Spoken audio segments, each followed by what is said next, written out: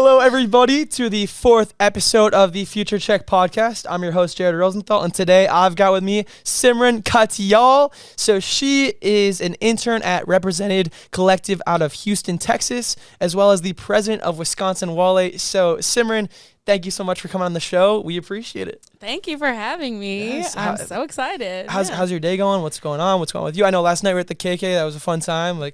Tell me, what's going through your head right now? What's happening? No, that was a really fun day, fun night. Today's been a day. It's May 3rd. We have, 2 weeks left until graduation. I feel surreal. It's wild. Yeah. And even to go back and, I think we should tell everybody how we met. Mm-hmm. This literally happened through a DM pretty much. Yeah. We became familiar with each other through a DM. Mm-hmm. You try, hey, I want to be involved in Badger Film Group. And I was like, yes, that would be awesome. And then coincidentally, we were in the same theater class. Which is so crazy. What? Because I was in another theater class and I was like, this is kind of like a BS class. And this is my senior year. I want to act a little bit. Right. So I joined the class a week late or 2 weeks late, but that I texted you in the beginning of the semester, and then I'm just like this random person that's joining us a week late, and I was like, Jared, we were like, Simran, we've no literally way. just been texting. Yeah. In that class, it's been so fun ever since. Yeah. Because it's me, it's you, it's Noah and Miles and Jeff. So that's 5 Badger Film Group members in this class. Which is crazy. That's a class full of passionate human beings. Yes. And anytime we're together in that class, we have that instant bond. We see each other, it's like, yo, that is family right there. Yes. What we on? What we do today? How we do it? Right? Yeah. We all coming over, hugging each other, and everyone's probably looking at us like, why are they hugging right now? Why so much energy? Yeah, what? This is just class. It's so awesome. No, do you want to talk about your most recent performance though in the class, because we just to keep you guys updated with our lives in this class. It's really fun. Theater 250, highly recommend. We all had our final performances.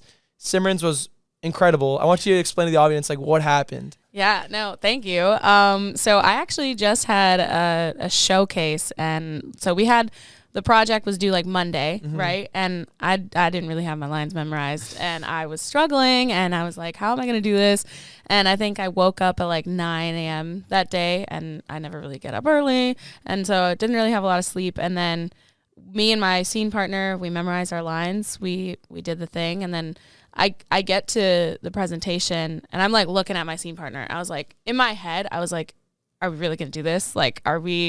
We're about to go through this scene. Are we going to look stupid, or is it going to happen? And somehow it happened. Because literally 10 minutes before class, we ran through the scene, and we're like, blah, blah, blah. Oh, fuck. What's the line? What's the line? And I was like, this is not going to happen. We don't even know it, and it's 10 minutes before class. And then it just, just hit. It just hit. Yeah. That's what you were telling me last night. You just, in the moment, the adrenaline or something hits you, and you're looking at him, every line, boom, boom, boom. Yeah. Natural. Especially in the end where so just for context, guys, it's Simran and then this other guy, and they're in a pretend coffee shop. And in the end, the guy gets really upset with her, where he rages out and he slaps her, and that slap on you, the way you guys coordinated that was so good. Really? Yes. Did it look like it? It looked like it. Okay. It looked like it. Yeah, that was a little. We didn't know how to do it, because also how our professor he gave us feedback on the videos, and he was like, oh, you need to change it, and we didn't practice changing it. Really? And we're just you know what? Let's just go with it. Yeah. Oh my gosh. But it was fun. It was so fun to do my. that, because. Yeah. And to watch it too. It was just awesome. And that's why, even from the start of this class, I knew you were going to be in the Badger Film Group, just the energy, the vibes. I knew just the talent. And now it's just so awesome seeing you part of this group, and literally you were one of the theater kids in Wasted. Yeah, it's crazy. It's awesome. When I first talked to you, I was like, this kid is go get it. The energy is awesome. He's doing what he says he wants to do, and I see it, and it's incredible, And your scene today. Well, wait a minute. Your scene, it was awesome. It was fun. It felt like I was literally watching. It wasn't in class. I was at the edge of my seat. I was like, this is good, because I didn't really get to see your scene in rehearsal. Like, oh no, it was really bad in rehearsal because Joey, he's also a friend of mine in the class as well. He knew all his lines, had it down. I did not know anything as well. Like I was in your boat, where I had read the scene a few times, but I didn't memorize anything yet. And that's why I learned from this class. I have so much more respect for actors. I already did, but this just memorizing paragraphs on paragraphs of lines, it is so hard. And then to actually act it out, to have the emotion and embody that character, because your brain's trying to process remembering. And then you're trying to like make your body go through that same sort of feeling, if that makes sense. And it's really tough. 100%. Yeah. And I grew up doing theater, you know, from 6th grade to end of high school. And I was used to, okay, you're rehearsing for 6 months. Like you're doing this like every day. You're getting this into your head so that you can focus on the acting. Yeah. These classes, we don't have time to meet outside like our scene partner. Like it's no, it's not even suggested. It's required. It's required. But like it's like, okay, meet your scene partner for like 4 hours this week or something like that, you know? And I'm like, how are we gonna find the time to meet?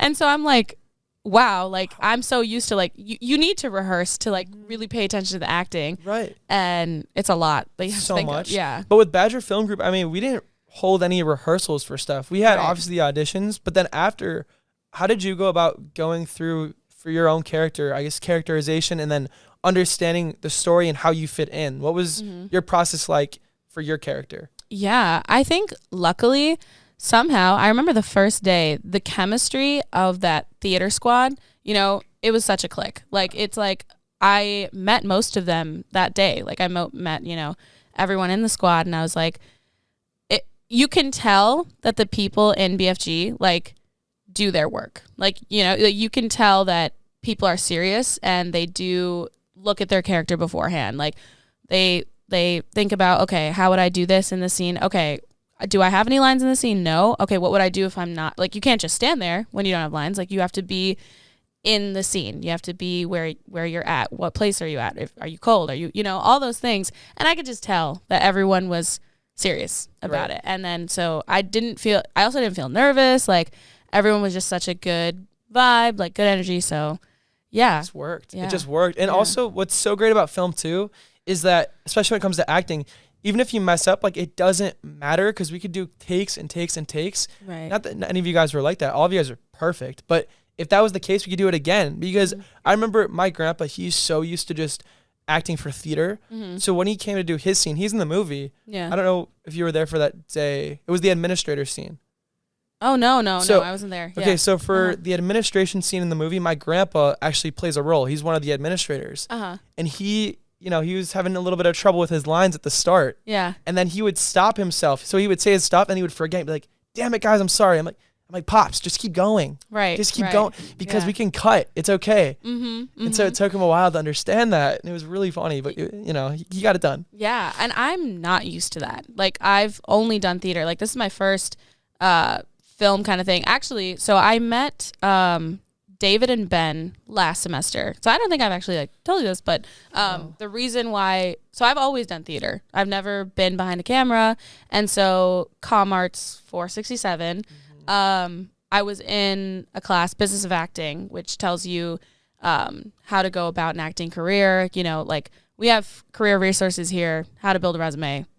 No one's going to tell you how to build like an actor's resume, you know, like, until I found this class, Business of Acting. And so David was in that class, and it was actually on my birthday. So David was like, you know, our teacher asked like, any announcements? And David was like, does anyone want to be like an actor in this like school project that I'm in? And in our unit, it was like, do everything you can. Our professor was like, do everything, like, get your face on a screen. And I was like, it's my birthday today. Like, let me just, sure. Like, I'll do it. And then, so I was on David's project. Ben was there too.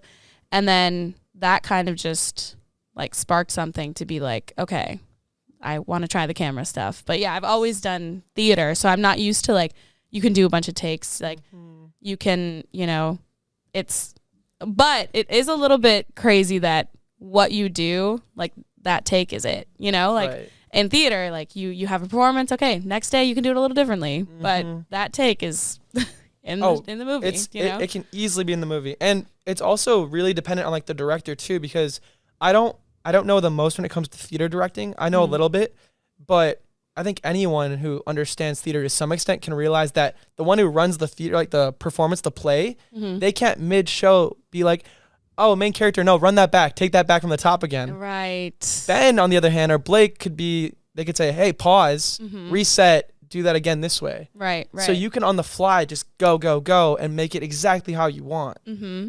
That's what's so cool about it. It's weird that in theater, I'm used to just like a flow. Like for a scene, if I have to be like super sad or something, like it's like action, be sad. But in like, you know, live theater, it's like, okay, I built up the sad, like this. So you really, like, film is really on top of your, like, it's another level. Like, it's what I think, you know. Oh, it is. Like, yeah. I mean, are there certain actors or actresses or shows, movies, people in entertainment that you take inspiration from that sort of influenced you in how you go about preparation, or even when you're on set, or just anything related to entertainment or acting? Is there someone or something like that for you? Well, so I remember I studied one scene, you know, Vampire Diaries, Nina Dobrev, like she did one scene where she was crying so much, and actually all of her cast, like, you know, Paul Wesley, Ian Somerhalder, Candice King, like they all were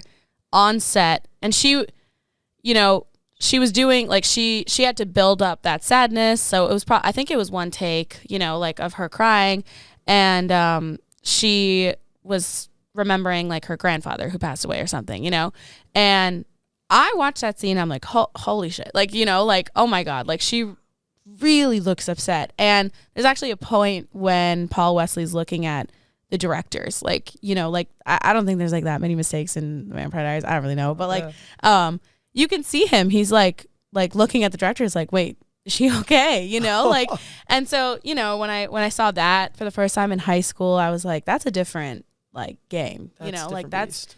You know, there's a bunch of cameras at you, there's lights, there's a bunch of directors, like everyone's looking at you, but you are in your zone, you know, and I think that's so impressive, and I really look up to that, and I want to get to that point, you know, one day. Well, you already are on that right track. You're already amazing, and it's so fun working with you, because for this project, you guys know, I mean, I produced it, and being on set, I was the vibe guy, energy guy, making sure everybody there was like at their peak, ready to go, positive, or, you know, sometimes we had to avoid certain actors or actresses to get them into character. So making sure the set was right, and anytime we were together, like always ready, you knew what you had to do, and we made it happen. Yes. And I like to call that, like, you know, and I know a lot of people call that, but like being in that zone, like, you know, if there's an actor that has to do a really sad or intense scene, you don't want to go up to them and talk to them 5 seconds before they're about to be in front of the camera and be like, oh, hey, you ready for the scene? Like, you know, like I love you, but I just listened to like a really sad song 20 times. Like I can't talk to you right now, you know? No. And I love when the, you know, the environment, like the people understand that, you know, like, but there are some times where people don't really get that. They're like, oh, that was mean. I was like, no, it's not mean. Like, it's totally fine. It's the process. Yeah. Well, it was funny because, well, Jay was there, actually. He was there for that day. And I think I told you, I was like, we can't, everybody here, like, nobody talked to David for the theater scene. Yeah. Nobody talked to David. Was Al, were you there for that one? No, I was like, but I remember, I was like, Jay, I was like, and you brought your friend too. And I was telling everyone there, do not talk to David. Isolate. I didn't even talk to David for 3 days straight. I did not say a word to him. That's so funny. And I was with him a lot, like face to face. Right. I was like, oh, okay. Okay, so you avoided him like 3 days before. Oh, yeah. That's intense. It was on. Yeah. Like, yeah. Like if he said a word to me, I would have pushed him. Yeah. No. I don't know if you feel the same way. Like, even when I'm, you know, making music or anything creative, I just need to be like in this zone. Like, or even like in my room. Like, you know, if I'm in this flow and, you know, someone's just like, hey, what's up? Like, you kind of just lose what you were thinking about or what you were feeling. And like, you want to get it down as soon as you can. But yeah, I feel like it's important to understand that about people who want to do that, like they want to make music or something, you know. No, to really just like tunnel vision and like get yourself focused. And that's why I want to bring it back to like you and being in Waale, because I don't know how many people understand that process and the choreography and, you know, song selection and getting a group of people together. So my gosh. and this has been, I mean, it's been a wild journey for you because now, I mean, as we said before, you as president, it's a tough task. Yeah. So do you want to explain and walk people through what that was like and getting that performance together? Yeah, for sure. So I actually joined Waale my freshman year. And so it started off as like, you know, a bunch of friends just singing in an apartment and, you know, doing some gigs here and there, like at MU or something. And then COVID happened and I was a freshman and I was like, no, I love this. Like I've never sang South Asian music. Like I've always sang Western, pop, theater. Like I've never been able to sing like Hindi songs, but I've watched Bollywood, listened to Bollywood my whole life. And so I was like, no, I think I want to try this. Like I want to do this. And then the club kind of died, you know, over COVID. And I was a little upset. I was like, well, I made some friends. Like there's some really cool people here, but no one really seems to want to like do anything unless like, what if I like just ask, like, you know, the people that like stayed there. So it was me, my friend, Parnika Siba, co-president. And I met last night. Yep. Yeah. KK. So fun. right. The Dirty Shirleys, they hit different at the KK. She dropped one on me again. Oh. But yeah. And then my friend Savik and like, you know, and Azul, our music director. So we kind of like reestablished the group in 2021. And so we started with like 9 of us, and now we have 23 people, and like, you know, auditions, crazy. And you know, yeah, you have to like really pay attention. I remember the first day we held auditions and I was like texting everyone. I was like, okay, like, can we do this? Like, you know, I'll get a room in Union South. Like I didn't really know like what that was, like reserve a room, like all that kind of stuff as a sophomore. And, yeah, I was sitting there and I was zoning out a little bit, like when someone was auditioning. Right. And I was like, wait, like I have to pay attention like, because I'm the one, like you have to decide, like you're the person that, you know, people are going to look to and be like, what's the decision? And so that really like sparked another thing. Like, you know, you got to be in your, like, it's step up, you know, like a little bit. Yeah. And that's when I realized like, this is something like, I love this, but it's bigger than me as well, because, you know, it's not just me. It's like this group of people that also love Waale. They love to sing. And they want to embrace their culture, which also is like, especially before, like, it was harder to do, like at UW too.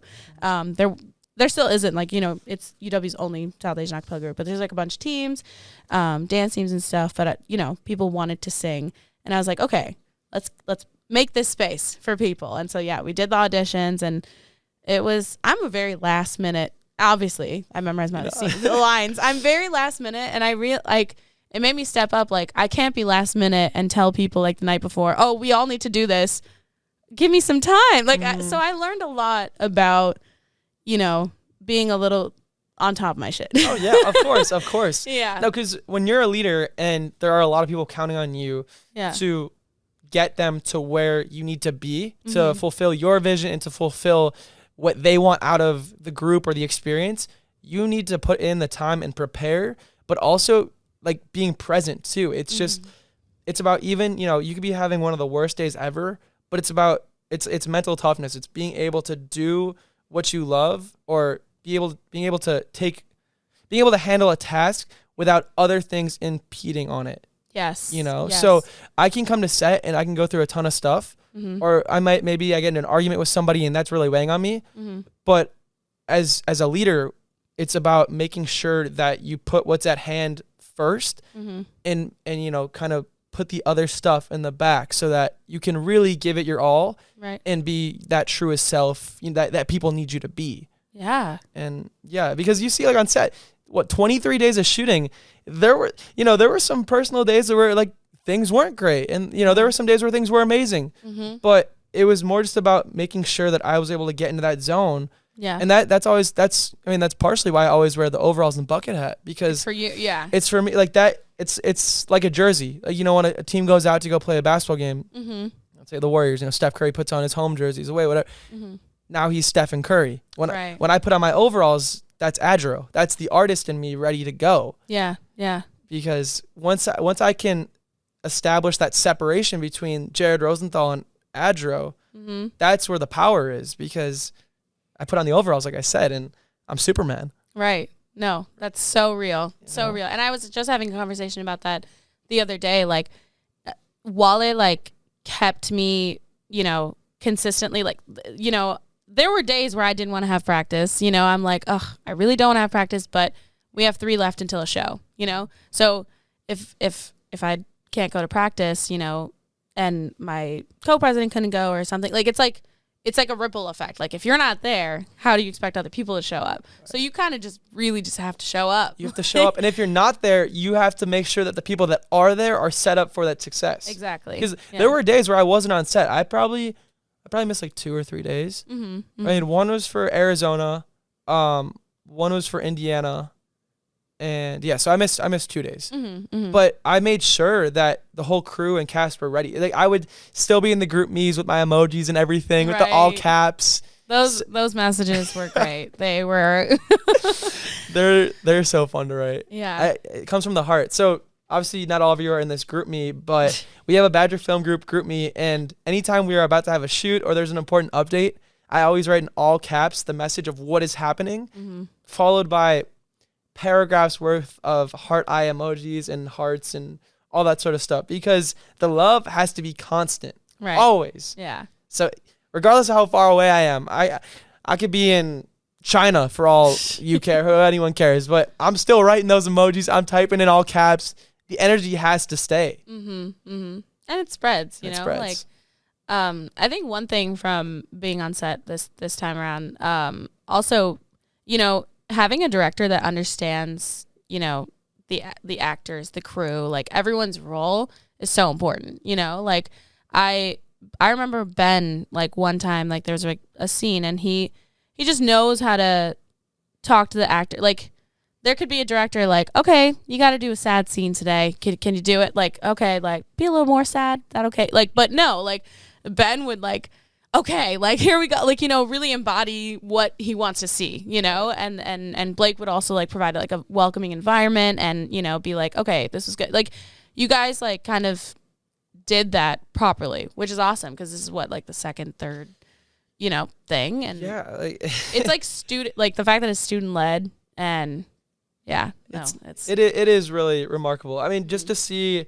the communication on set between all of us, between me to Ben to Blake to you. Yeah. I mean, to other actors, actresses, people doing lighting, sound.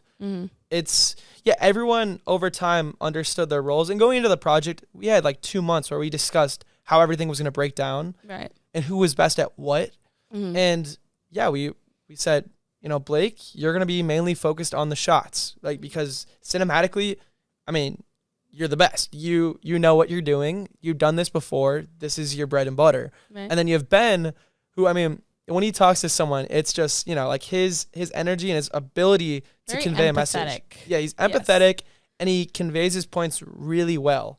Now, sometimes he talks to the actors too much, and I'm like, Ben, we got to go. All right, time to go. Yeah, okay, as an actor, it was helpful. Like, it was needed. It's great for you guys, but here I am as producer, or, producer and AD. Yeah. And I'm like, okay, Ben, it is like 11:30. We need to be out in 30 minutes, so we got to wrap this up. All right, can we make it more concise? And he always gets it done, and he does it well. So right, for sure. That dynamic is just so cool. Yeah. That, I mean, because it's not traditional for there to be 2 directors. Usually it's one director, and then you have a director of photography, a DP. Right. But Blake and Ben together, it's been such a unique experience.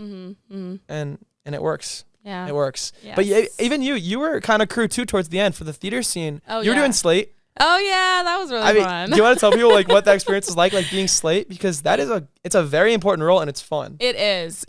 I did it like once or twice, and I was just like, wait, okay, like, what does this mean too? Like, right. I've never been, like, I'm taking 355, and I'm like, I've seen the behind the scenes, and there's just a lot, like, movie magic, but I was a little nervous because when I was wearing, like, my attire for the scene, and I was just like, okay, like, I'm just okay, like, what do I do? Who do I show it to? Yeah, I was like, what if I, like, mess it up? Like, I think you have to, like, say something. What, 36B? Yeah, so action or yeah, so no, that's how it works. So you hold up the slate to the camera or cameras, and it says, like, the director's on it, the scene, the take, all that. Yeah, and you go, like, scene 32, take 7B. Yeah.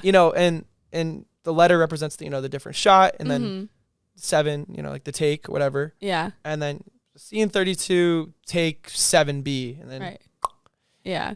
And then you wait for the director. I mean, I know some people at first like, do they start going once the clapper hits, or right? Wait, because it does take a lot, right? Wait. And it was funny. I kept telling Ben, I was like, Where's my like rep? Like I'm an actor here. Right. Like why am I doing that? But like as a joke, like that day it was really fun. funny. Yeah, it was fun. No, it was. Clapped it. You get out of there. Ben's like action. Yeah. It was awesome. So fun. But I want to say a few more questions before we wrap up, and just love having you on the show. It's just fun. This is just normal conversation for us. Yeah. Like you have very limited time here now, which is so sad, and I'm gonna miss you so much. Are you trying to make me cry? Maybe a little Is that where this got? No. But I want to know, what was something that you were trying to accomplish coming into college, and did you accomplish it?